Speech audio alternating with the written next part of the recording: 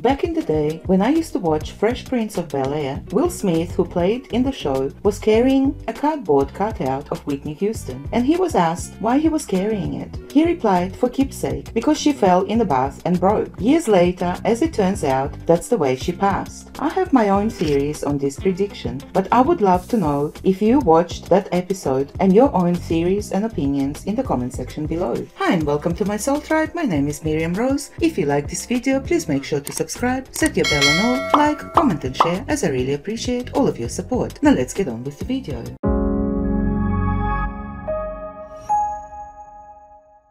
Whitney Elizabeth Houston was born on the 9th of August 1963. She passed away on the 11th of February 2012. She was 48 when she passed. Whitney Houston was an American singer and actress, nicknamed The Voice. She is one of the best-selling music artists of all time, with sales of over 200 million records worldwide. Houston influenced many singers in popular music and was known for her powerful, soulful vocals and vocal improvisation skills. She is the only artist to have had 7 consecutive #1 singles on the Billboard Hot 100. Houston enhanced her popularity upon entering the movie industry. Her recordings and films generated both great success and controversy. Houston began singing in church as a child and became a background vocalist. While in high school, she was one of the first black women to appear on the cover of 17 after becoming a teen model in 1981. When the guidance of Arista Records chairman Clive Davis, Houston signed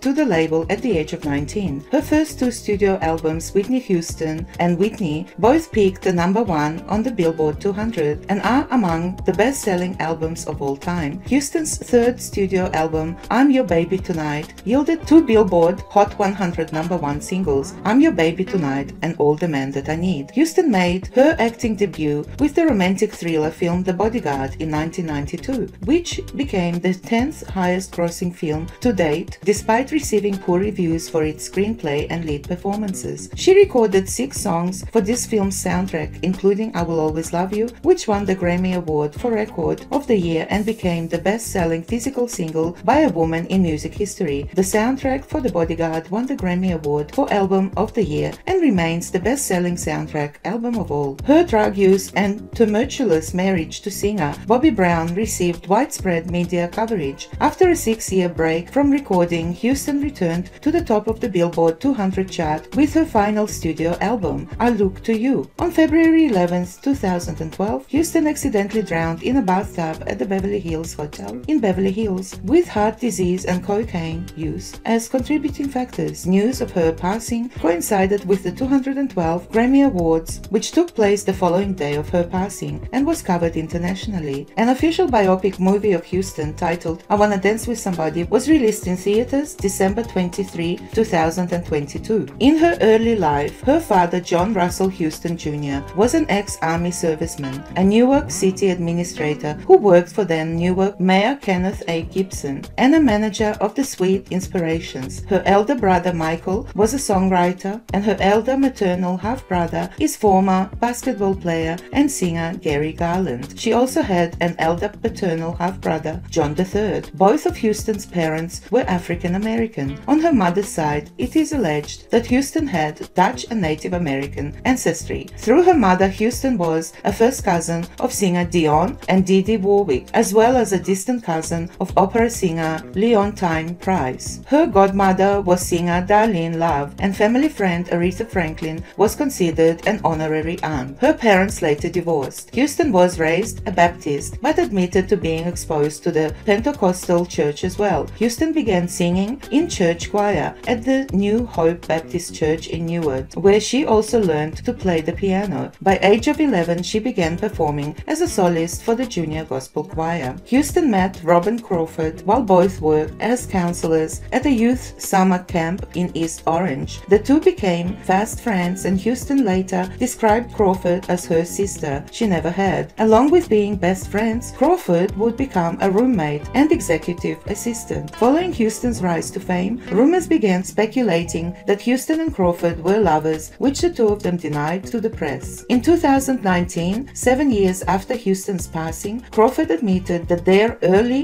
relationship included activity but stopped before Houston signed a recording deal. Houston became a fashion model after she was discovered by a photographer who filmed her and her mother during a performance for the United Negro College Fund at Carnegie Hall. She became one of the first women of color to appear on the cover of a fashion magazine when she appeared on the cover of 17. She would also appear inside other magazines such as Glamour, Cosmopolitan, and Young Miss, and a TV commercial for the Canada Dry soft drink. Her looks and the girl next door charm made her one of the most sought-after teen models. Houston was offered record deals around this time. In February 1982, Houston signed with Tara Productions and hired Gene Harvey as her manager, with Daniel Gilterman and Seymour Plix as co-managers. In February 1983, Gary Griffith, an A&R representative from Arista Records, saw Houston performing with her mother in a New York club. He convinced Arista's head Clive Davis to make time to see her perform. Davis was impressed and immediately offered a worldwide record deal, which Houston eventually signed on April 10, 1983. 2 weeks later, Houston made her national television debut alongside Davis on the Merv Griffith Show. Houston's debut album, Whitney Houston, was released on Valentine's Day, 1985. Rolling Stone magazine praised Houston, calling her one of the most exciting new voices in years. Arista Records promoted Houston's album with 3 different singles from the album in the United States, the United Kingdom, and other European countries. Houston's success translated to television, where in addition to performing on several late-night talk shows such as The Tonight Show with Johnny Carson and Late Night Show with David Letterman, Houston also became a video star thanks to early videos for You Give Good Love and Saving All My Love for You. Following the successful airing of How Will I Know on MTV, Houston became a regular presence on the channel as it slowly began changing its programming from rock to a more pop and R&B dance hybrid playlist, along with artists such as Madonna and Janet Jackson. A year after its initial release, Whitney Houston topped the Billboard 200 albums chart and stayed there for 14 non-consecutive weeks. The final single, The Greatest Love of All, a cover of The Greatest Love of All, originally recorded by George Benson in 1977, became Houston's biggest hit yet. The single peaked at #1 and remained there for 3 weeks, making Houston's debut the first album by a woman to yield 3 #1 hits. Houston ended 1986 as the top artist of the year, while her debut album topped the Billboard year-end chart, making her the first woman to earn that distinction. At the time, the album was the best-selling debut album by a solo artist. The album would later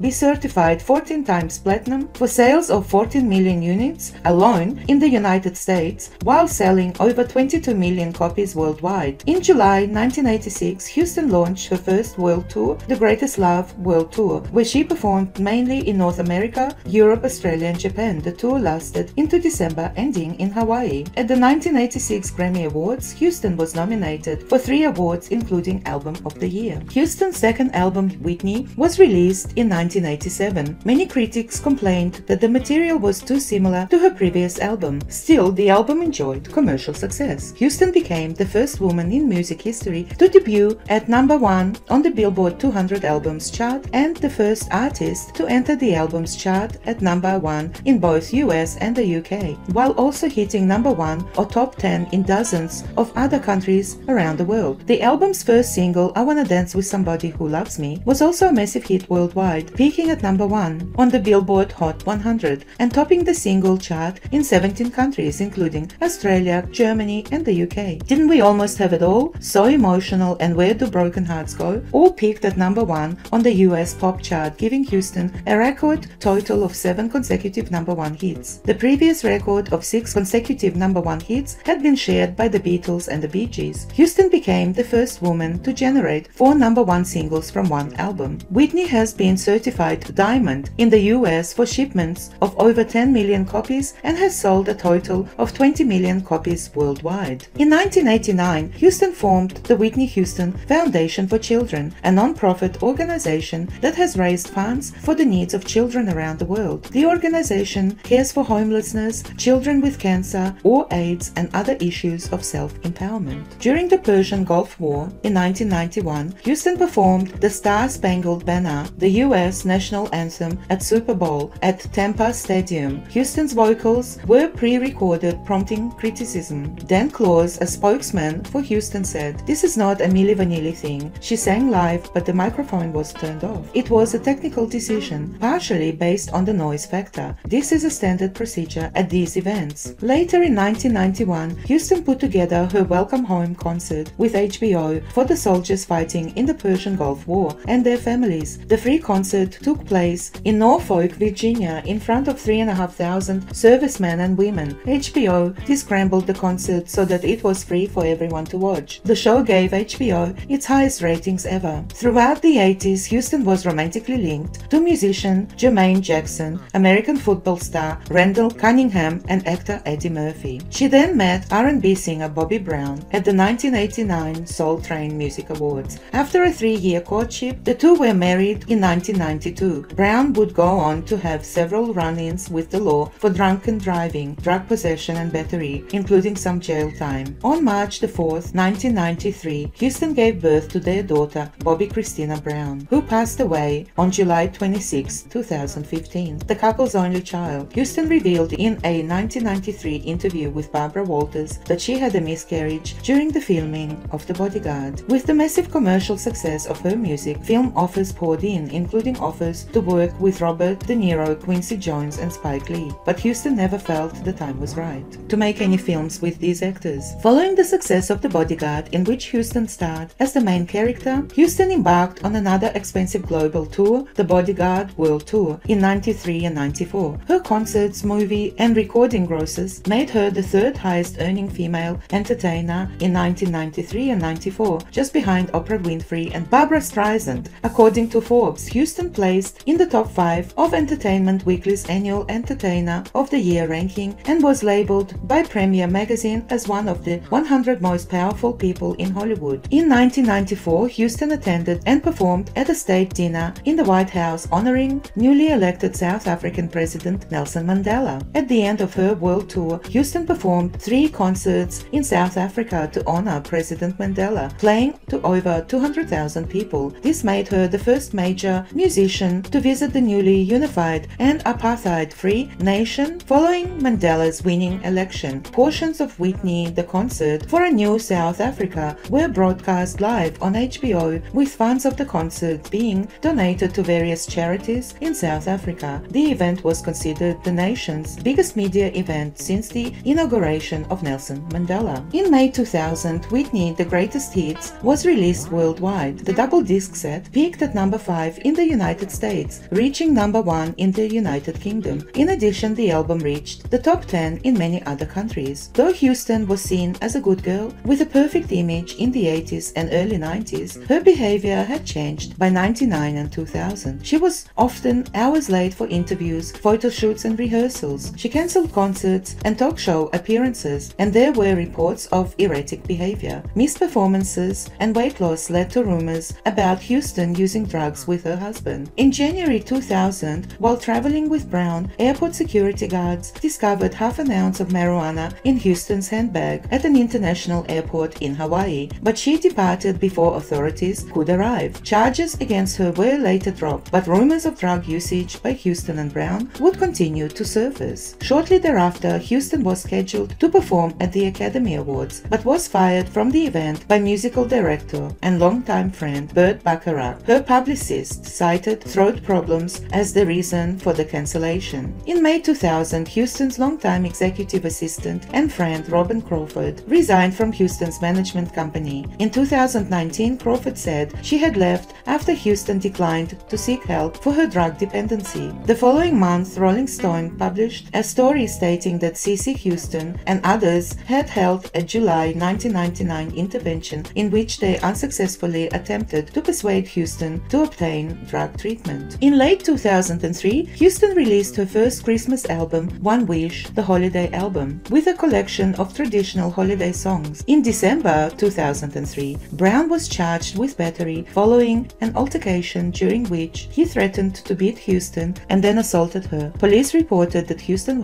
had visible injuries to her face. In early 2004, Brown starred in his own reality TV program, Being Bobby Brown, on Bravo. The show provided a view of domestic goings-on in the Brown household. Houston was a prominent figure throughout the show, receiving as much screen time as Brown. The series aired in 2005 and featured Houston in unflattering moments. Despite the perceived train wreck nature of the show, the series gave Bravo its highest ratings in its time slot and continued Houston's successful forays into film and television. The show was not renewed for a second season after Houston said that she would no longer appear in it, and Brown and Bravo could not come to an agreement for another season. Houston gave her first interview in 7 years in 2009, appearing on Oprah Winfrey's season premiere. The interview was billed as the most anticipated music interview of the decade. Houston admitted on the show to having used drugs with Brown during their marriage. She said Brown had laced marijuana with rock cocaine. She told Winfrey that before The Bodyguard, her drug use was light, and she used drugs more heavily after the film's success and the birth of their daughter, and that by 96, doing drugs was an everyday thing. I wasn't happy by that point in time. I was losing myself, she stated. Houston told Winfrey that she had attended a 30-day rehabilitation program. Houston also acknowledged to Oprah that her drug use had continued after rehabilitation and that at one point her mother obtained a court order and the assistance of law enforcement to press her into receiving further drug treatment. Houston later embarked on a world tour entitled the Nothing But Love World Tour. It was her first world tour in over 10 years and was announced as a triumphant comeback. However, some poor reviews and rescheduled concerts brought negative media attention. Houston cancelled some concerts because of illness and received widespread negative reviews from fans who were disappointed in the quality of her voice and performance. Some fans reportedly walked out of the concert. In May 2011, Houston enrolled in a rehabilitation center again, citing drug and alcohol problems. A representative for Houston said that the outpatient treatment was a part of Houston's long-standing recovery process. Houston reportedly appeared erratic in the days before her passing. On February 9, 2012, Houston visited singers Brandy and Monica together with Clive Davis at their rehearsals for Davis's pre-Grammy Awards party at the Beverly Hilton in Beverly Hills. That same day, she made her last public performance when she joined Kaylee Price on stage in Hollywood, California, and sang Jesus Loves Me. 2 days later, on February 11th, Houston was found unconscious in Suite 434 at Beverly Hilton, submerged in the bathtub. Beverly Hills paramedics arrived at about 3:30 p.m., found Houston unresponsive, and performed CPR. Houston was pronounced dead at 3:55 p.m. PST. The cause of death was not immediately known. Local police said there were no obvious signs of criminal intent. An invitation-only memorial service was held for Houston on February 11, 2012 at the New Hope Baptist Church in New Jersey. The service was scheduled for 2 hours but lasted for 4. Bobby Brown departed shortly after the service began. Houston was buried February 19, 2012 in Fairview Cemetery in Westfield, New Jersey, next to her father, John Russell Houston. On March 22, 2012, the Los Angeles County Coroner's Office reported that Houston's passing was caused by drowning and the effects of heart disease and cocaine use. The office said the amount of cocaine found in Houston's body indicated that she used the substance shortly before her passing. Toxicology results revealed additional drugs in her system, Benadryl, Xanax, as well as Flexeril. The manner of death was listed as an accident. So unfortunate to have lost a performer with such an amazing voice at such a young age. I would love to know